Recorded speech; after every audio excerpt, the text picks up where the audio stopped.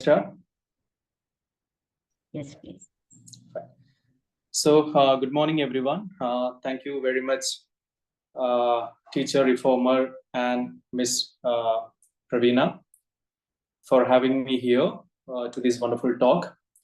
So, as ma'am mentioned, today we are going to discuss the topic beyond textbook, engaging 21st century learners with interactive methods. So, as a MYP middle year program IB teacher, myself, Muhammed Rafsal, as ma'am has already mentioned, I'm teaching in Srinidhi International School, Hyderabad.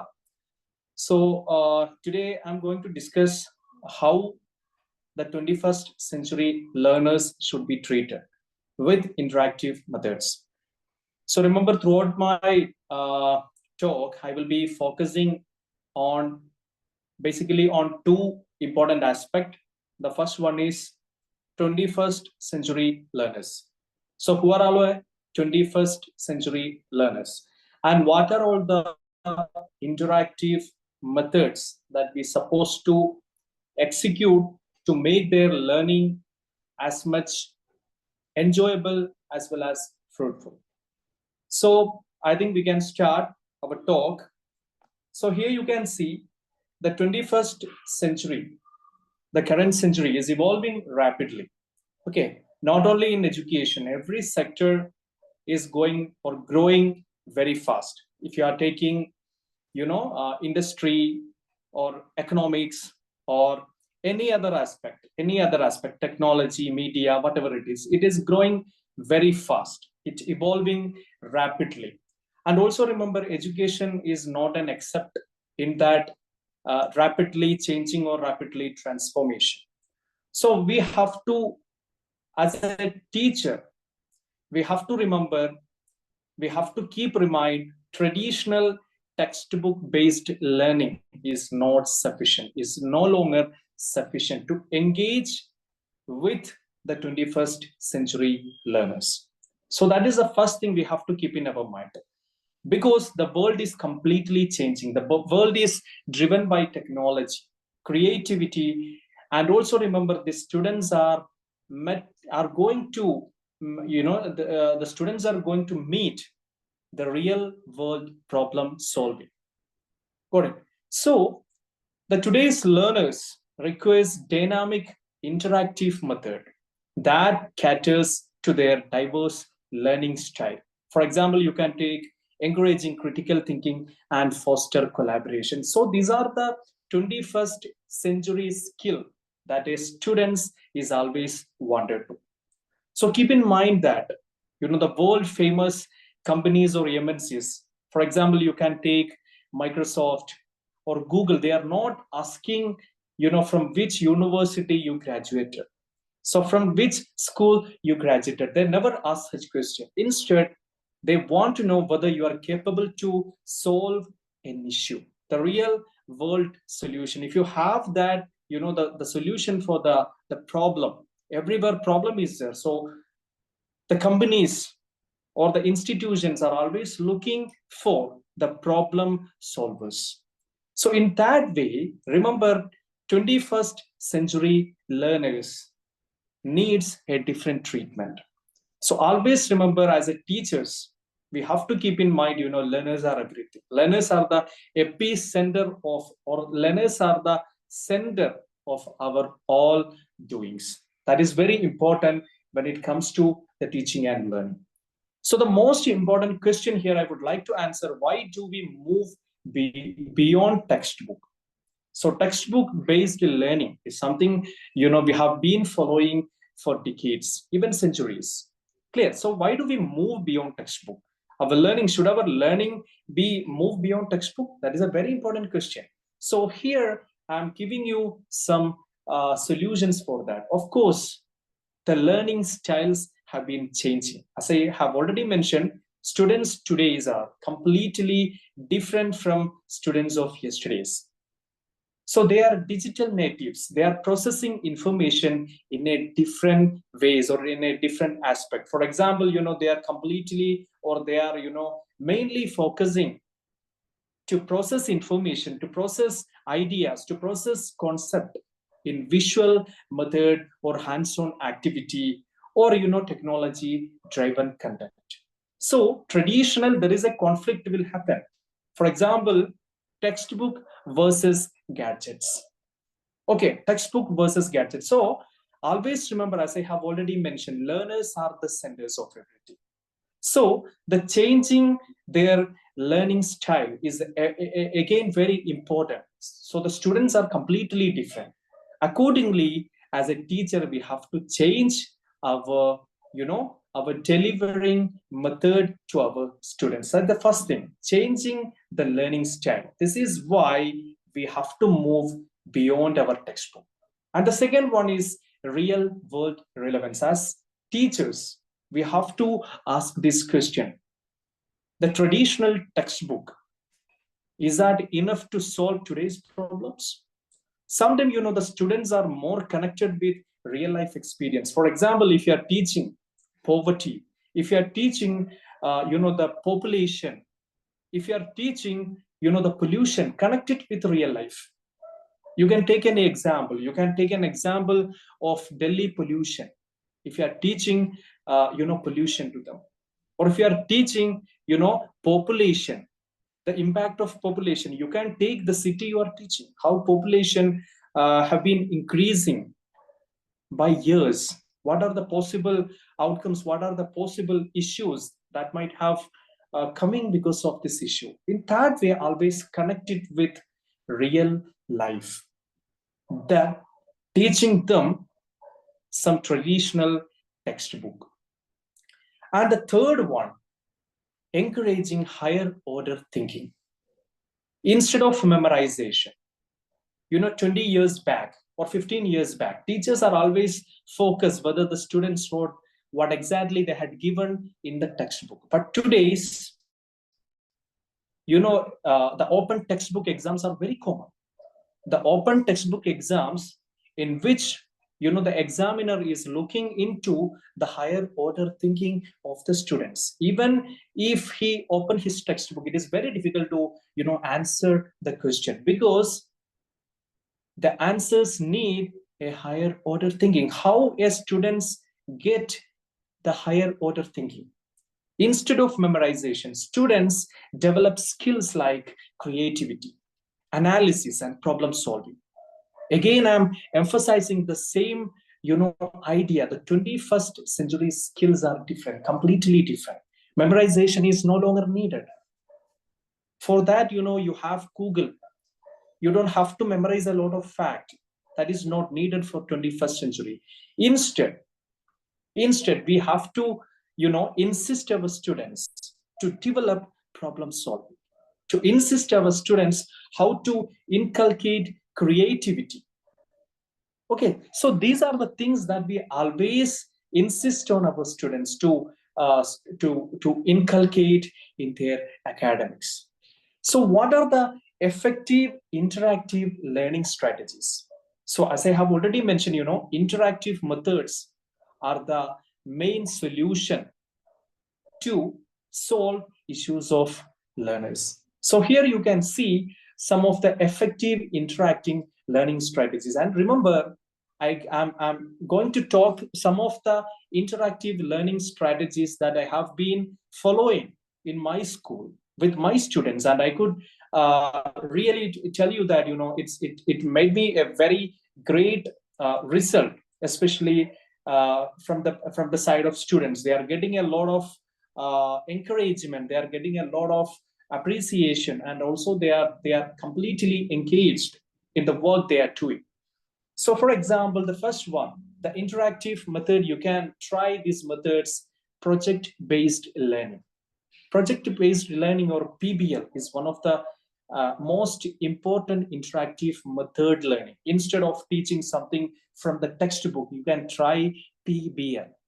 For example, you can take, explore something. So here I'm giving you an example, sustainability project. Okay, give them an activity. Instead of teaching completely what exactly sustainability, of course, you can teach that. But remember how you can connect it with your school, how you can connect it with your society, how they can connect it with their real lives. That is very important. So here you can see a sustainability project where students design eco-friendly solutions for the school. This is what I did in my school. I can show you how I did particularly this activity. So sustainable energy sources. As a part of MYP2 course, we had a unit called sustainable energy sources. So after discussing what exactly the sustainability means, the importance of sustainability, the significance of being sustainable, I gave them an activity. So this is the activity. The students visited main departments of school. For example, they visited transport department and identified what are all the sustainable practices that they can supposed to implement in transportation. And here are the the images where they had discussion with the transport head in our school. And and also they suggested, so these are all the things they can supposed to implement in transportation. These are their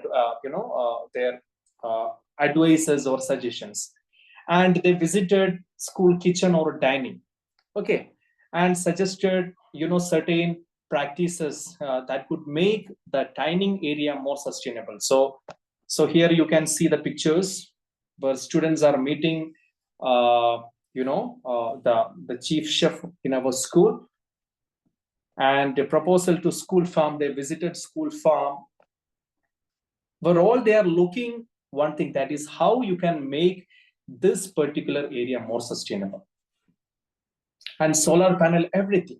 So this is an example how you can do the sustainable practices in your school. So this is a project-based learning. I'm not focusing on sustainability, but remember, you can do it anything. For example, you can take them to a particular place and explain how it is being, important or significant in delivering something, whatever it is your topic is. Clear? So this is one of the example where you can implement project-based learning. Okay, so PBL especially encouraging students to explore the real world problems. It could be pollution, it could be population, the explosion in population. It could be, the waste management. It could be anything. So you can do it in a project-based learning. So the students will be more engaged. They will bring you some insights. Okay, moving to the second one, gamification in education. So today we have a lot of options. For example, you can take, Kahoot. Kahoot is an educational app where you can incorporate your concept or your content through quiz. So the students are, connected with very easily. You can completely transform your summative or formative in a gamification. So the students will be getting more, they will be engaged more to get more score in a game. In that way, you can make them learn or make them understand. And the third one, technology integration. So today, everything is connected with technology or integrated with technology. For example, we have virtual reality. We have augmented reality. For example, if you are teaching Indus Valley civilization, which is date back to, for example, 2000 BC. And of course, it is located in Pakistan. For us Indians, it is very difficult to go and visit that particular place. But instead, you can take a virtual reality tour. It is available in internet.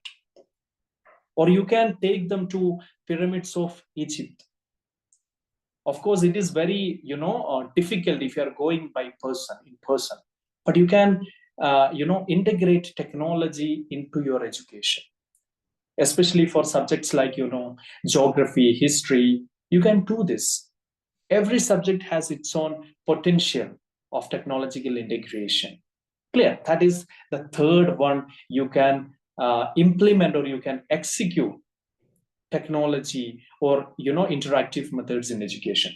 Moving forward, collaborative learning. Collaborative learning is very essential. I believe in collaborative learning. For example, you can take group discussion, peer teaching, interactive debates. So it is not only promoting teamwork, but also it promotes the communication skills of students. Clear? Here also, I can give you one example, what I did in my classroom. Yeah, collaborative activities. So this is how we are doing a debate in our classroom. So you can see the students are, the students have to research on their particular topic, and yeah, they are interacting with each other. This how you can prepare or you can plan a particular topic, whatever it is. For example, if you are teaching world war, or if you are teaching the Cold War period, you can do it as a collaborative learning. Clear? You can include a discussion in that, you can include debates in that, you can even include peer teaching. One day you can give the students as the teachers of the class. They will be very much prepared for that particular session, whatever it is. So Socratic seminar, again, you can give a try. So this is another way of learning. Remember, learners are the epicenter, learners are the centers of learning. Clear? Keep the students in mind. And the fifth one is experiential learning. A lot of experiential learning. I think this is very common in our school. Field trips, role play, hands-on experiment bring subjects to life. So here you can see, recently we visited as a part of their history subject. We have taken students to Qutub Shahi 2, which is located in Hyderabad. And yeah, the students are exploring the site. So this is like they are understanding the Middle Ages by experience, with experience. See, they are taking notes, they are asking questions to the expert, they are asking questions to the guide who accompanied us. So around 80 students were visited as a part of their learning activity. So remember, experiential learning are not just visiting an amusement park. Other than, you can plan some short, learning, experiential learning trips. And also you can conduct United Nation, mock United Nation or model United Nation, where again students are, representing different countries and identifying the problems and trying to resolve the problems of that particular region or that country. So experiential learning is another way of interactive learning. So these are the main challenges always the teachers are facing. For example, very limited resources. Resources are not actually limited. Okay, so here I can give you some of the most important resources that can be available to any teachers in internet. For example, Google Classroom is there, Class Dojo is there. If you want to present something in a very attractive manner, you can use Canva. For collaboration and communications, you can use Padlet. Microsoft Team is there. For research and writing, Grammarly is there. Google Scholar is there. As I have already mentioned, for the quizzes and the assessment, you can use Cohort, Google Forms and all. So remember, these are all the technology that are already available. But always remember, are we using those technology in its full potential? That is the most important thing we have to ask ourselves. And this is very important because we are no longer dealing with, the past generation. The generation we are dealing is completely different. They are 21st century learners, and their learning needs, their learning styles are completely different. So these are the most challenges, or one of the most important challenges that almost all the teachers are facing. Whether the teachers are ready or not to transform. This cannot be happened in a single day, remember. So we need professional development and training. That is again very important. If the teachers are not ready to change, then the management or the government, they have to take initiative to give professional development and training to the teachers. And if you have any concern in the assessment, we are always following the traditional way of assessment, paper and pen examination. Instead of that, you can plan something, that attract, that is, something that is fun for the students. For example, you can plan a skit on a particular topic. You can do a presentation on a particular topic. Based on that, you can give, scores. So these are the some of the challenges and their solutions. So I'm not taking much time. I'm going to conclude. So it's in nutshell, I want to share that moving beyond textbook doesn't mean that we are completely eliminating the traditional way of teaching and learning, or we are not completely eliminating the textbook. Instead, we are making education more interactive and student-centered. Okay, so I have already mentioned a lot of opportunity, a lot of accessibility that are already available in the area. Make use of that. For embracing this method, the educators can create more engaging and meaningful future-ready learning environment. That is very important. So as a teachers, as an educators, that is our foremost duty. Anyone can learn, but the learning should be delivered in a much enjoyable way. That is the most important thing as an educator we supposed to do. So this is for the time being. I know it is very precise. I have a lot to discuss on each areas, but the time is not allowing us to discuss than this. Yeah, this is all about my presentation. If you have any question, you can ask. Thank you, Mr. Rafsal. Can you stop sharing the screen, sir? Yeah, sure.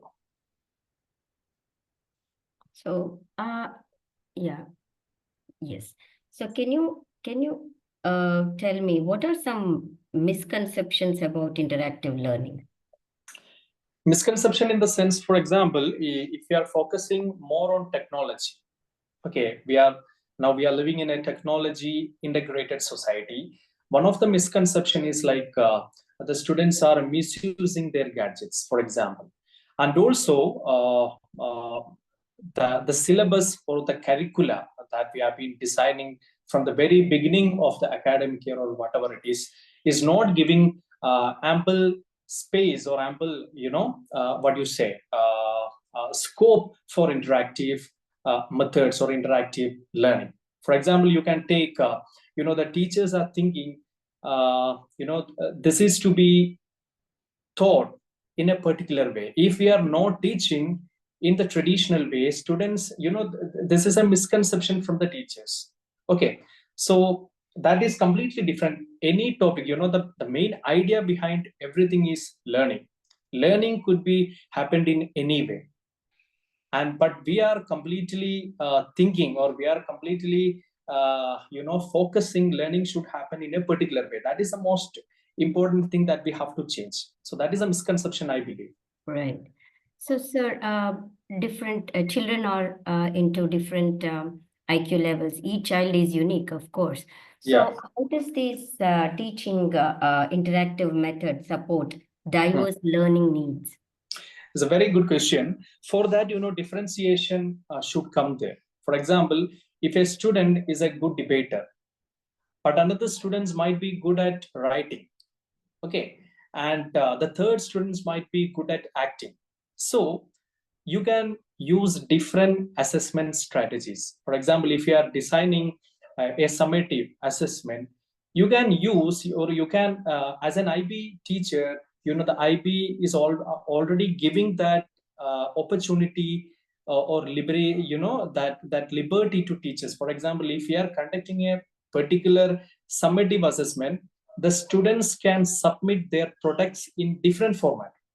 For example, if a student is very good in podcast, he can do a podcast on that particular topic and submit it. If a student is good at making posters, the same assessment can be done in posters. If a student is good at writing essays or writing report, he can submit the assessment in a report aspect or in a report style. So we have to be open-minded. The main idea of everything is learning. So students are different. For example, if the student IQ level is very less, so we cannot accept, accept the students should score 100 in that particular area. We have to be generous. For example, you have to be very generous. The student should score 50 or 40, whatever it is. In that way, different IQ level or different types of students needed can be addressed. So wonderful explanation, sir. So one question, as a teacher, how do you measure the effectiveness of the interactive method? Effectiveness, yeah. As I have already shared you, multiple experiments that I did in my classroom. For example, I always looking for new methods for learning. For example, if I'm teaching a history topic, I don't want to teach in a traditional way. If a field trip is possible, I will be looking into that, because students are also thinking, or they are also looking for a different aspect. For example, if you're planning what you say, a field trip, remember that is not just a field trip. Connect it with any of assessment. It can be a formative assessment. So the students and the parents won't get that feeling my students is going to a particular place and wandering here and there. That feeling won't come if you're connected with into any formatives or into any test. So the students will be they will be very much focused, and they will be responsible for what they are coming. Clear? So in that way, I think almost all the interactive methods I conducted in my class, for example, debate skill or skits. And remember, some of the unheard heroes of the unsung heroes of the classes are always discovered through some interactive learning activities. For example, I can give you one of my students. She's very bright, I know that, but she is not at all participating in any debate or in any in any aspect. But once I gave them a skit related to feudalism, she was the one who wrote the whole script for that particular skit. So I got an idea that this student's stronghold is not in debate but in writing. So in that way, you can, as a teacher, you can you can discover the unsung heroes of the class, or the inside ability of each student. So I think it is not just conducting or doing learning activities in a different way, but at the same time you are getting a lot of creative individuals. So that is again very important in this aspect. Thank you, Mr. Rafsal. Thank you for the detailed explanation. Before we end the session, I know you mentioned that it's a very detailed topic to be discussed, and we need lots of time to go into the details much, but because of the time constraint. Before I end the session, sir, would you like to mention anything else? No, ma'am. This is only I want to mention. Thank you for the opportunity. That's only I want to tell. Thank you, sir. Thank you for sharing your knowledge on our platform. Thank you one more time. I'll end the session now.